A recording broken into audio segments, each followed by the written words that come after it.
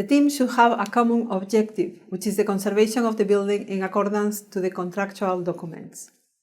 As set by the ICOMOS guidelines, it is necessary to develop a collaborative behavior with common work values such as honesty, trust, openness, transparency, and fairness. Conservation sites involve teamwork with people with different competences and from different disciplines, with joint problem-solving and no-blame culture where inclusivity and accountability prevail. The conservation site should be a place of collaboration and effective communication. This requires clear management and protocols in place, including a knowledgeable leadership able to take timely and informed decisions.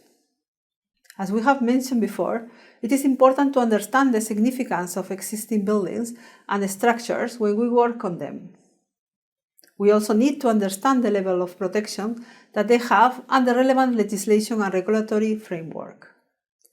The contract documents should contain all this information together with the methodologies to follow and the management and reporting protocols.